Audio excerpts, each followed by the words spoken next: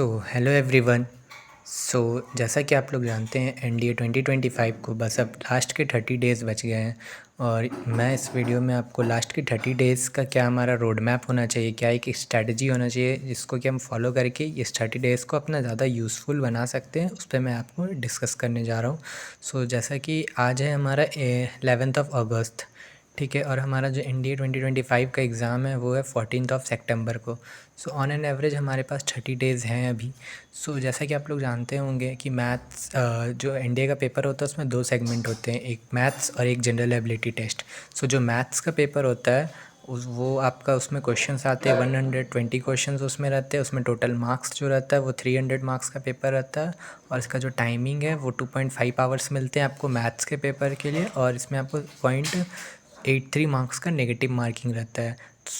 जो मैथ्स का रहता है वो मैथ्स का एक क्वेश्चन 2.5 मार्क्स का होता है। मतलब आप एक क्वेश्चन सही करते हैं तो आपको 2.5 मार्क्स मैथ्स में मिलते हैं। वही जहाँ जनरल एबिलिटी टेस्ट में उसका टोटल क्वेश्चंस जो आता है जनरल एबिलिटी टेस्ट में, इसमें 150 क्वेश्चंस आते हैं। इसमें टोटल मार्क्स जो रहते हैं वो 600 के रहते हैं। इसमें टाइमिंग जो है इसमें भी 2.5 आवर्स का टाइम मिलता है। लेकिन इसमें जो नेगेटिव मार्क्स है वो 1.33 का माइनस नेगेटिव रहता है। और इसमें 1 क्वेश्चन जो है वो 4 नंबर के रहते हैं, ठीक है। चलिए शुरू करते हैं। जो मोस्ट इम्पॉर्टेंट सबसे इम्पॉर्टेंट क्या है कि इस एग्ज़ाम को, जैसा कि आप लोग जानते हैं कि अगर आपको एग्ज़ाम को क्वालिफाई करना है तो आपको एक सेफ़ स्कोर में रहना होगा। तो आपका जो टारगेटेड मार्क्स होना चाहिए ना, ये लास्ट के 30 डेज़ में जो आप लोग अपनी तैयारी के हिसाब से मार्क्स लाएंगे, वो आप कोशिश कीजिए कि आप 370 से 400 के बीच के मार्क्स लाने की कोशिश कीजिए, जो कि एक आपका स्कोर सेफ़ स्कोर रहेगा। इसके लिए आप कैसे आ सकता है ये मार्क्स? तो ये मार्क्स लाने के लिए आपको सबसे पहले 3 चीज़ आपको करना ही होगा। फर्स्ट, रिवीजन, जो कि मोस्ट इम्पॉर्टेंट है। रिवीजन आपका बहुत अच्छा से होना चाहिए, जो कि मोस्ट इम्पॉर्टेंट है। उसके बाद आपको पीवाईक्यू एटलीस्ट कोशिश कीजिए ना कि पिछले 10 साल के पीवाईक्यू आप सॉल्व कर लीजिए, वो आपको बहुत बेनिफिशियल रहेंगे। और मॉक पेपर जितना ज़्यादा आप देंगे उतना ज़्यादा अच्छा रहेगा। और अब इसके बाद चैप्टर वाइज जो इम्पॉर्टेंट सब्जेक्ट है जिसका वेटेज ज़्यादा है, मैं उस हिसाब से उस अकॉर्डिंग आपको बता रहा हूँ। जैसे कि इंपॉर्टेंट चैप्टर्स मैथ्स में आप जानते हैं 120 क्वेश्चंस आएंगे। बिना जब तक आप मैथ्स का कट ऑफ नहीं आपका पार होगा, आपका जीएटी का पेपर ही चेक नहीं होगा। ये एक सच्चाई है कि जब आपको मैथ्स में cut off sectional cut off पार करना ही होगा। मैथ्स में 120 क्वेश्चंस आते हैं। मैथ्स में अगर आप 65 प्लस क्वेश्चंस अगर आप सही कर लेते हैं ना, तो आपका सेक्शनल कट ऑफ पार हो जाएगा मैथ्स के लिए। उसके बाद इंग्लिश में 50 क्वेश्चन रहते हैं। एक क्वेश्चन 4 नंबर का होता है, तो इंग्लिश अकेला 200 नंबर का पेपर होता है। फिर फिजिक्स में 25 क्वेश्चन रहते हैं, तो फिजिक्स आपका 100 नंबर का पेपर हो गया। वैसे ही आपका ज्योग्राफी 100 नंबर का हो गया, क्योंकि ज्योग्राफी में 25 क्वेश्चन है, ये भी आपका 100 नंबर का हो गया। हिस्ट्री आपका 12 से 15 क्वेश्चंस रहता है। बायोलॉजी और केमिस्ट्री मिला के 13 या कभी कभी 17 क्वेश्चंस भी चले आते हैं। करंट अफेयर्स 10 से 12 क्वेश्चन आता है। तो ये एक एवरेज है क्वेश्चन का वेटेज, किसमें कितना क्वेश्चन आता है कौन से सब्जेक्ट में। मैथ्स के जो इंपॉर्टेंट चैप्टर्स है ना, मैथ्स में बहुत सारे चैप्टर्स है, बट ये जो मैं आपको 5-6 चैप्टर्स यहाँ लिखा हूँ ना, ये मोस्ट इंपॉर्टेंट चैप्टर्स है। ये ऐसे चैप्टर्स है जिसको अगर आप ये लास्ट के 30 डेज़ में अगर आप कंप्लीट कर लिए तो और अच्छे से रिवीजन कर लीजिए। या आप अगर बेसिक है इस चैप्टर का, आप बेसिक जानते हैं तो इसको आप अच्छे से प्रैक्टिस कर सकते हैं। ये मोस्ट इंपॉर्टेंट चैप्टर्स है, जैसे फर्स्ट मैट्रिक्स एंड डिटर्मिनेंट्स, दूसरा trigonometry, third permutations and combinations, fourth geometry, fifth probability और स्टैटिक्स। ये क्वेश्चंस ऐसे हैं जो कि यही क्वेश्चंस अगर आप यही सारे चैप्टर्स को आप तैयार कर लेंगे ना, तो अप्रॉक्सीमेटली आप 65 क्वेश्चंस तो आप यहीं से कर ले जाएंगे। यहीं से 65 क्वेश्चंस हो जाएगा आपका। और इसके बाद भी आप बहुत सारे चैप्टर्स पढ़े होंगे तो आप उनका भी रिवीजन पैरेलली करते रहिए। और रहा इंग्लिश, तो इंग्लिश को आप तैयार करने के लिए ग्रामर रूल्स, आपके जितने भी ग्रामर रूल्स आपने जहाँ से पढ़े होंगे उसका समय समय पर रिवीजन करते रहिए। Idioms and phrases most important है। सिनोनियम्स एंड एंटोनियम्स तो आते ही है, ये भी most important. Synonyms and antonyms वो जो वोकैब का पार्ट है, ये तो आपको डेली बेसिस पे करना होगा क्योंकि बहुत इंपॉर्टेंट है। और एक है आपका कंप्रीहेंशन, जिसे PQRS भी बोलते हैं, ये भी आपका आना ही आना है, ये फॉर श्योर है, ये आएगा ही।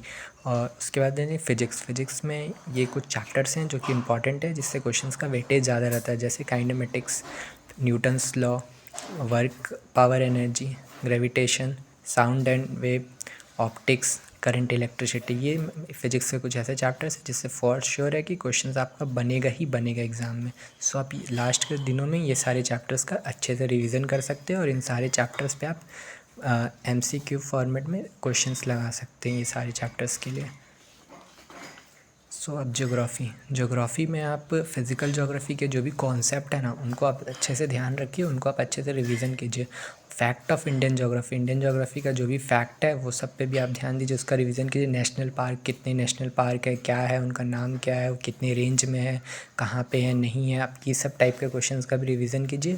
प्लस रिवर्स का आप रिवीजन कीजिए। ये सब इंपॉर्टेंट ये टॉपिक से क्वेश्चंस बनते हैं। हिस्ट्री में क्वेश्चंस आपका बनता है इंडस वैली सिविलाइजेशन से, मौर्यन एम्पायर से, भक्ति यानी सूफी मूवमेंट से, गुप्ता एम्पायर से, Maratha empires, revenue systems, Gandhian era, social reform, world history.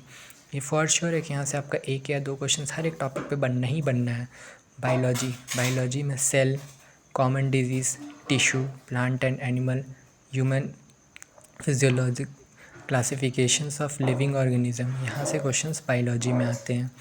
Chemistry में आपका रिडॉक्स रिएक्शन हो गया, केमिस्ट्री हो गया, non metals and it's compounds हो गया, सब इंपॉर्टेंट केमिकल कंपाउंड्स हो गया, एटॉमिक स्ट्रक्चर्स और केमिकल बॉन्डिंग हो गया, एसिड बेस एंड सॉल्ट्स। ये कुछ ऐसे टॉपिक्स है केमिस्ट्री के जिससे कि फॉर श्योर है कि क्वेश्चन आना ही आना है। मैं ये जो भी टॉपिक यहाँ पे लिखा हूँ ना, ये सारे मोस्ट इंपॉर्टेंट टॉपिक है जो मैं यहाँ पे लिखा हूँ। ये सारे टॉपिक से क्वेश्चन आएंगे ही आएंगे। आप प्रीवियस ईयर्स में देख सकते हैं, ये प्रीवियस ईयर्स में भी ये सारे टॉपिक्स आपको क्वेश्चंस मिल ही जाएंगे। सो अब आते हैं करंट अफेयर्स बहुत वास्ट होता है, बट करंट अफेयर्स के कुछ ऐसे टॉपिक्स हैं ना जहाँ से कि क्वेश्चंस पूछता है। जैसे डिफेंस एक्सरसाइज से रिलेटेड जो भी न्यूज़ हुआ कि ये डिफेंस एक्सरसाइज कौन से दो देश के बीच में हुआ, कहाँ हुआ, कब हुआ, नहीं हुआ, ये सब टाइप के क्वेश्चंस। इंटरनेशनल रिलेशंस के जो भी इंटरनेशनल रिलेशंस के जो भी टॉपिक्स आप देखते हैं वो सब आप पढ़ लीजिए, ये सब क्वेश्चंस आ सकते हैं। फिर आपका बुक ऑथर्स अवार्ड, ये सब टाइप के, ये अवार्ड किसे मिला, इस बुक के ऑथर्स कौन है, जो मोस्ट इम्पॉर्टेंट, ये सब भी हो सकते हैं। National and international appointment type के क्वेश्चन आ सकते हैं। गवर्नमेंट का जो नया स्कीम है उस पर आ सकते हैं। पर्सन प्लेस इन न्यूज़, जो कि बहुत कोई ऐसा पर्सन जो कि न्यूज़ में बहुत फैला हुआ, उस टाइप के क्वेश्चन आ सकते हैं। सो अब ये सब तो मैंने बता दिया आपको सारे टॉपिक्स के, इसमें से कौन कौन से इंपॉर्टेंट है, क्या क्या सब टॉपिक इंपॉर्टेंट है, किससे किससे क्वेश्चन आ सकते हैं वगैरह वगैरह, मैंने आपको सबके बता दिया। बट सबसे ज़्यादा इंपॉर्टेंट होता है हमारा टाइम मैनेजमेंट, कि हम टाइम को कैसे मैनेज करें। सो मोस्ट इंपॉर्टेंट है टाइम टेबल। आप एक अपने अकॉर्डिंग एक टाइम टेबल बना लीजिए, जिसको कि आपको लास्ट के 30 डेज़ में उस टाइम टेबल को आपको फॉलो करना ही होगा। और ये टाइम टेबल ऐसा होना चाहिए जिसमें कि आप मिनिमम ये टारगेट रखें कि मिनिमम आप 8 घंटा तो डेली आप पढ़ोगे ही पढ़ोगे, उससे कम नहीं होगा रखना चाहिए। 8 घंटा को आप 3 सेगमेंट में डिवाइस कीजिए। पहला सेगमेंट मैथ्स के लिए रखिए, जो कि सबसे ज़्यादा होना चाहिए, क्योंकि मैथ्स अगर आपका नहीं निकला तो आपका सेकंड पेपर जीएटी में किया हुआ सारा मेहनत आपका बेकार हो जाएगा, कोई फ़ायदा नहीं होगा उस मेहनत का। सो मैथ्स में आप 3 घंटे प्रैक्टिस कीजिए मैथ्स में। उसके बाद आप इंग्लिश में 2 घंटा प्रैक्टिस कीजिए सारा रूल्स एंड और 3 घंटा आप जीएटी के लिए दीजिए। तो इस तरह से आप कर सकते हैं। उसके बाद क्या है, सक्सेस, की ऑफ सक्सेस क्या होता है। किसी भी एग्ज़ाम को निकालने के लिए सक्सेस होता है, आप उसका की क्या होगा, उसका की होगा रिवाइज़। जितना ज़्यादा आप रिवीजन करेंगे, जितना ज़्यादा आप क्वेश्चंस लगाएंगे, उतना ज़्यादा प्रोबेबिलिटी है आपका उस एग्ज़ाम को निकालने का। सो रिवाइज़ योर ओन नोट्स, आपने अपने खुद के नोट्स बनाएंगे, उससे रिवाइज़ कीजिए, मॉक टेस्ट दीजिए और पीवाईक्यू दीजिए। पीवाईक्यू आप ट्राई कीजिए कि एटलीस्ट आप 8 to 10 ईयर्स के पीवाईक्यू तो दे ही दें एग्ज़ाम से जाने से पहले तक। मॉक आप जितना ज़्यादा देंगे उतना ज़्यादा अच्छा रहेगा। और सिर्फ मॉक दीजिए नहीं, मॉक का एनालाइज भी कीजिए। Analysis is most important mock का। सो ये रहा एक overview rough road map type, जिसको क्या फॉलो करके आप अपने 30 डेज़ को यूज़फुल बना सकते हैं। So thank you so much.